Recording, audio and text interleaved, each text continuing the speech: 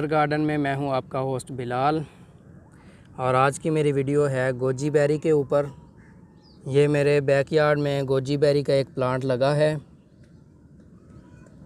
Goji berry को seed से भी ग्रो किया जा सकता है और कटिंग से भी ग्रो कर सकते हैं। सीड ग्रोन प्लांट्स तकरीबन 3 साल बाद फ्रूटिंग स्टार्ट करेंगे और जो कटिंग वाले प्लांट्स हैं वो पहले ही साल फ्रूटिंग स्टार्ट कर देंगे।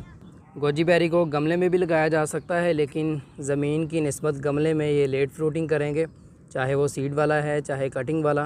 अगर कटिंग वाला आप गमले में लगाएंगे तो वही तकरीबन 2 साल बाद फ्रूटिंग देगा, जबकि ज़मीन में ये पहले ही साल फ्रूटिंग पर आ जाएगा। और ज़मीन की निस्बत गमले में केयर भी ज़्यादा करनी पड़ती है, फर्टिलाइज़र वगैरह का ख्याल रखना पड़ता है और पानी वगैरह।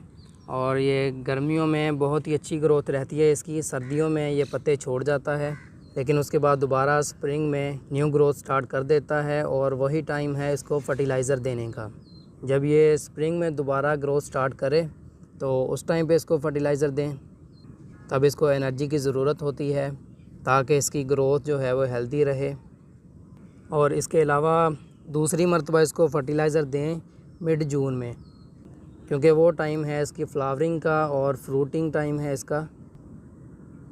गर्मियों में ये फ्रूटिंग करता है और सारी गर्मियाँ इसके ऊपर फूल आते रहते हैं। स्प्रिंग और मिड जून ये 2 टाइम जो हैं फर्टिलाइज़र के। अगर आपने गोजी बेरी को पॉट में लगाया है तो ये 2 टाइम बेस्ट हैं फर्टिलाइज़र देने के, लेकिन मैंने इसको ज़मीन में लगाया है और आपको अभी दिखा देता हूँ। मेरा ये प्लांट फ्लावरिंग पर आ चुका है, ये देख लें जी। यहाँ पे इसका ये फ्लावर निकला है, अभी छोटी सी बड बनी है और बहुत जल्द ये खिल जाएगा। ये देख सकते हैं आप, ये पहला फ्लावर है अभी। और आज 28 जून है। अभी तकरीबन 2-3 महीने और हैं गर्मियों के, तो ये सारी गर्मियाँ फ्लावरिंग करता रहेगा। गोजी बेरी सेल्फ़ पॉलिनेशन है, इसको क्रॉस पॉलिनेशन की ज़रूरत नहीं है। आप एक ही प्लांट लगा लें, वही आपका फ्रूटिंग पर आ जाएगा। अभी पंजाब फैसलाबाद का जो टेम्परेचर है वो तकरीबन 45 से अबव है, तो इतनी गर्मी में ये देख सकते हैं इसको कोई मसला ही नहीं है। बहुत ही हेल्दी ग्रोथ चल रही है इसकी। बात करें पानी पर, तो पानी आपने इसको कम मिकदार में देना है, ज़्यादा पानी नहीं देना। पानी ज़्यादा देंगे तो प्लांट आपका ख़राब हो जाएगा। ये देख सकते हैं आप, इसी वजह से मैंने इसका जो गड़ा है वो ज़्यादा गहरा नहीं किया। दूसरे प्लांट्स का मैं आपको दिखा देता हूँ। ये देख लें, ये गुलाबी अनार का पौधा लगा है मेरे पास और इसका देख लें, ये जो इसकी क्यारी है वो काफ़ी गहरी बनाई है मैंने, क्योंकि गर्मियाँ हैं, पानी बहुत जल्दी खुश्क हो जाता है, तो इस वजह से बार बार देना पड़ता है। तो मैंने क्यारी ज़्यादा गहरी बनाई है ताकि एक मरतबा भर के पानी दे दें और 2 दिन जो हैं वो सुकून से गुज़र जाएं।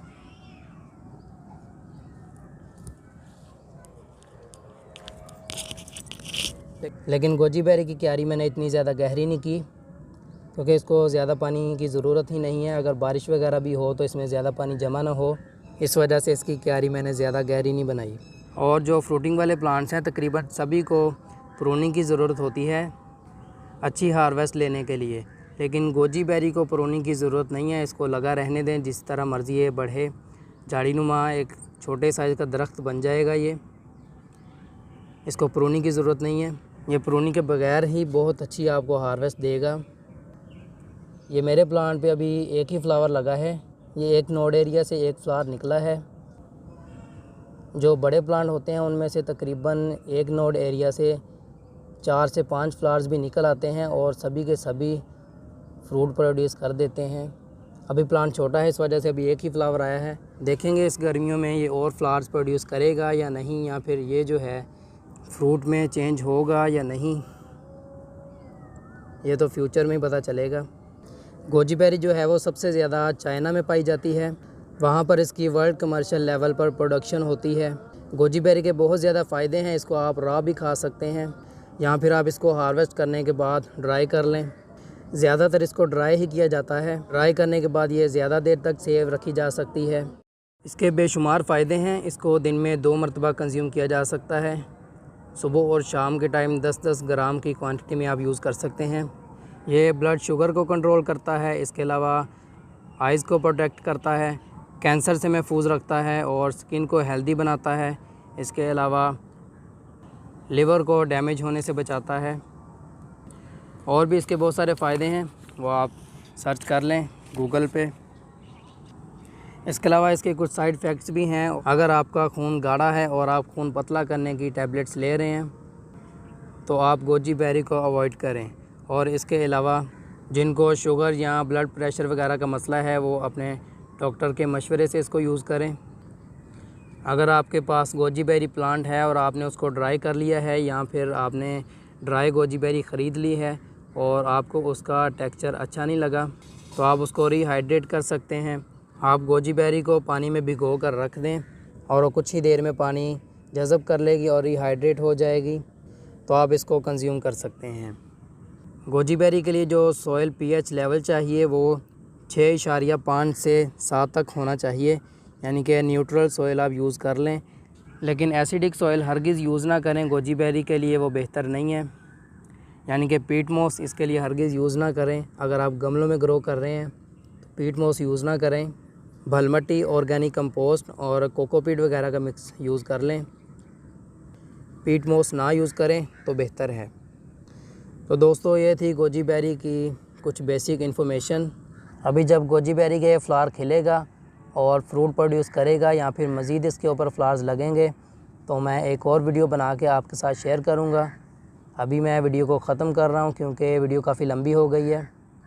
फ्यूचर में इसके साथ क्या होगा, फ्लावर खिलेगा या गिर जाएगा या फिर मज़ीद फ्लावर्स आएंगे या नहीं आएंगे, वो मैं आपके साथ ज़रूर शेयर करूँगा। और इसके अलावा इसको सीड से किस तरह ग्रो करते हैं उसका तरीका भी आपके साथ शेयर करूँगा। और जब ये बड़ा हो जाएगा तो इसकी कटिंग्स भी ग्रो करके आपके साथ उसका तरीका शेयर करूँगा। तो उम्मीद है आपको मेरी ये वीडियो पसंद आई होगी। वीडियो को लाइक करें, कमेंट करें, शेयर करें और चैनल को सब्सक्राइब करें। मिलते हैं एक नई वीडियो के साथ, तब तक के लिए अल्लाह हाफिज़।